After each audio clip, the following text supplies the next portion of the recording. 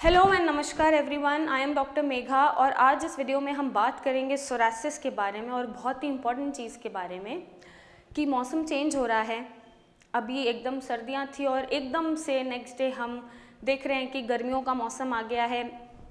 Woollen clothes उतर चुके हैं, मेरे भी उतर चुके हैं, बट लेकिन जिनको सोरासिस है, जिन पेशेंट्स को सोरासिस है, उन्हें इस सीज़न में संभलने की ज़रूरत है, ध्यान देने की ज़रूरत है, क्योंकि जब भी सीज़न चेंज होगा और सडन चेंज होगा तो उनका सोरासिस एग्रावेट होने का डर रहता है और मैक्सिमम पेशेंट में एग्रावेट होता है। तो ये बताने से पहले सबसे पहले मैं शेयर करूँगी अपनी एक और पेशेंट की फ़ोटोज़, जो तकरीबन again it's a time period of 3-4 months, और पहले उनको सोरासिस कैसा था और अब कैसा है। पूरी तरह से ठीक हैं, एक स्पॉट तक नहीं है और एक फ्लेक तक नहीं है। उनकी स्किन एकदम क्लियर हो गई है, ब्लैक स्पॉट्स भी क्लियर हो गए हैं with in a period of 3-4 months, और वो अभी सोरासिस फ्री हैं। तो पेशेंट की फ़ोटोज़ आप ज़रूर देखिएगा, कॉन्फिडेंस लीजिएगा और एक होप जगाइएगा कि सोरासिस को जड़ से ख़त्म किया जा सकता है, लेकिन आपके सपोर्ट के बिना नहीं। अगर आप मैनेज करके रखते हैं, अपना डाइट ठीक रखते हैं, और जो टिप्स मैं बताने जा रही हूँ कि इस वेदर चेंज में आपको सोरासिस एग्रावेट कैसे नहीं होने देना है, उसका ध्यान रखते हैं, तो सोरासिस वापस नहीं आएगा। आप ये फ़ोटोज़ भी देखिए, और अगर आपको सोरासिस है, आप सोरासिस से पीड़ित हैं, तो आप मेरे डॉक्टर्स को कांटेक्ट करें, मेरी टीम को कांटेक्ट करें, मुझसे आके मिलें और हमें फ़ोटोज़ भेजिए, व्हाट्सएप पे कॉल करिए और एक सही ट्रीटमेंट लीजिए और सोरासिस से फ्री हो जाइए।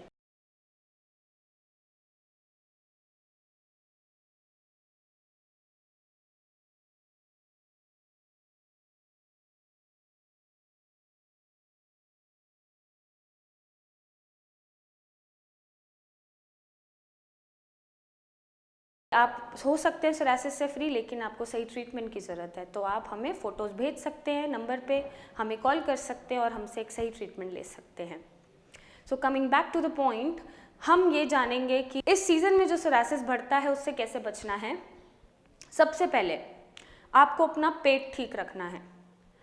अगर आपको इस सीज़न में, जो कि बहुत मैक्सिमम लोगों को इस सीज़न में हो रहा होता है, आपको कोलाइटिस से बचना है, अपने मोशन ठीक रखने हैं, आपको इस बात पे ध्यान देना है कि कॉन्स्टिपेशन नहीं होना चाहिए, कब्जी नहीं होनी चाहिए, और आपके लैट्रिन में चिपचिपापन या चिकनाहट नहीं आनी चाहिए, या आपको पाइल्स या फिशर नहीं बनना चाहिए, या आपका डाइजेशन सिस्टम बिगड़ना नहीं चाहिए। आप इन चीज़ों को नोटिस करेंगे और इन चीज़ों से बचने के लिए आपको क्या करना है। एक तो कोई भी कच्ची चीज़ नहीं खानी है। कच्ची चीज़ जैसे कच्चा खीरा नहीं खाना, जैसे कटा हुआ गाजर, सैलेड, खीरा हम रख देते हैं, मूली, खीरा, गाजर का सैलेड हम बना के रख देते हैं, कच्चा छोड़ देते हैं काट के और फिर आधे घंटे बाद खाते हैं, वो बिल्कुल नहीं करना। आपको कच्चा खीरा, मूली और स्पेशली गोभी भी इस सीज़न में नहीं खानी है। आप जो भी सब्जी खाएंगे पका के खाएंगे और हरी सब्जियां ज़्यादा प्रेफर करेंगे। आपको इन चीज़ों का ध्यान देना है।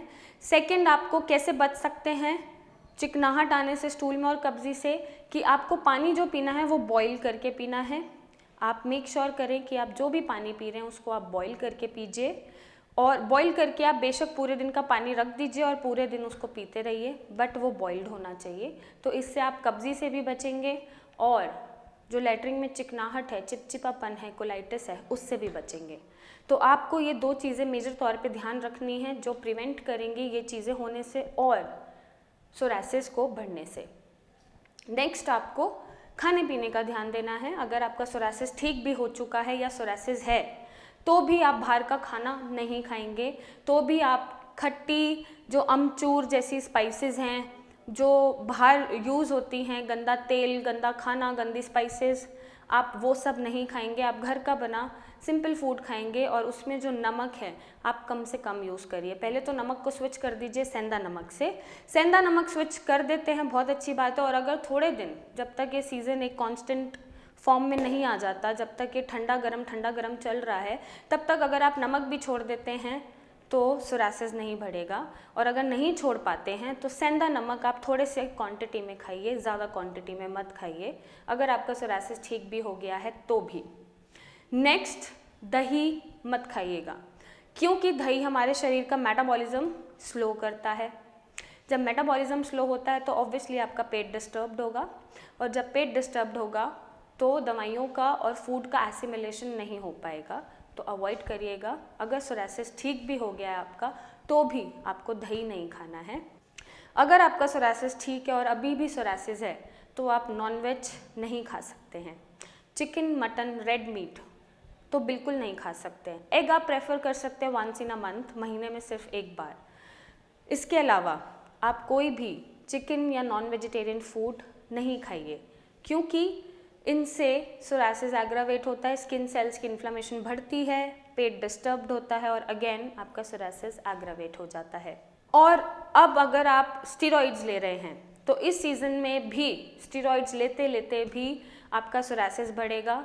अगर आप स्टेरॉइड्स ले रहे हैं तो आपको स्विच करने की ज़रूरत है कि आप स्टेरॉइड्स छोड़ दें, क्योंकि आपका किडनी, लिवर, जॉइंट्स सब डैमेज होता है, और आप एक ऐसा ट्रीटमेंट लें जो सोरासिस को बिना आपका ऑर्गन खराब करे ठीक कर पाए। नेक्स्ट, आपको नींद पूरी लेनी है, 7 to 8 आवर्स नींद ज़रूरी होती है, वो ज़रूर लीजिए। कपड़े थोड़े स्मूथ पहनिए, कॉटन क्लोथ्स पहनिए, ज़्यादा वुलन या और कोई मटेरियल ना हो जो स्किन को स्क्रैप करे या स्किन पे रैश बनाए। नेक्स्ट, आप अपनी स्किन को मॉइस्चराइज करते रहिए। जो भी आप ऑइंटमेंट्स यूज़ करते हैं, मेरा करते हैं तो बहुत अच्छी बात है, और भी कोई करते हैं तो उसको नहाने के बाद भी ऑइंटमेंट को यूज़ करें, और सोने से पहले भी, जब आप बेड पे जाते हैं उससे पहले भी ऑइंटमेंट ज़रूर लगाएं ताकि आपकी स्लीप साउंड हो सके। नेक्स्ट, आपको फ्रूट्स में बनाना तो नहीं खाना है, क्योंकि बनाना एट टाइम्स कॉन्स्टिपेशन करता है, तो आप बनाना रेस्ट्रिक्ट कर दीजिए अगर आप खाते हैं बनाना। वैसे सोरासिस में मना नहीं करते, लेकिन इस सीज़न में हम मना करेंगे क्योंकि कॉन्स्टिपेशन होने के चांसेस रहते हैं। आप प्रेफरेंस दीजिए पपीते को, जितना आप पपीता खा सकते हैं उतना ही अच्छा है, और अगर आपको शुगर है सोरासिस के साथ तो पपीता आपके लिए और भी अच्छा है, तो आप पपीते को प्रेफरेंस दीजिए फ्रूट्स में। और मोस्ट इम्पॉर्टेंट, स्ट्रेस, किसी भी चीज़ का स्ट्रेस, चाहे आपको सोरासिस है उसका स्ट्रेस, चाहे आपका प्रोफेशनल स्ट्रेस या आपका पर्सनल स्ट्रेस, किसी भी चीज़ का स्ट्रेस है तो प्लीज़ आप उसको अवॉइड करके रखिए, क्योंकि स्ट्रेस से, जैसे मैंने वीडियोस में बताया है, कैटेकोलामाइंस रिलीज़ होते हैं और आपका ऑटोइम्यून डिसऑर्डर सोरासिस जैसे बढ़ जाता है। तो आप जितना स्ट्रेस अवॉइड कर सकते हैं उतना स्ट्रेस अवॉइड करिए, ठीक है। टेक द थिंग्स लाइटली, आप लोगों को इग्नोर करो, लोगों की बातों को इग्नोर करो। जैसा मैं हमेशा बोलती हूँ, आप खूबसूरत हैं, आप अपने आप में ही संपूर्ण हैं, आप हमारी तरह नॉर्मल हैं और आपको कुछ नहीं हुआ है।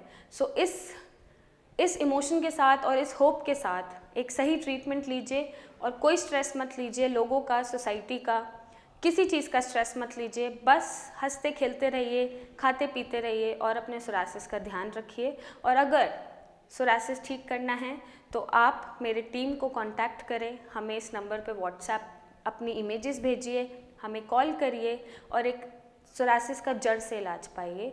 और आपको घबराने की ज़रूरत नहीं है, हम आपके साथ हैं। So stay psoriasis free, stay healthy, और आप हमें कांटेक्ट करें और हमसे सही ट्रीटमेंट लें। So thank you and take care.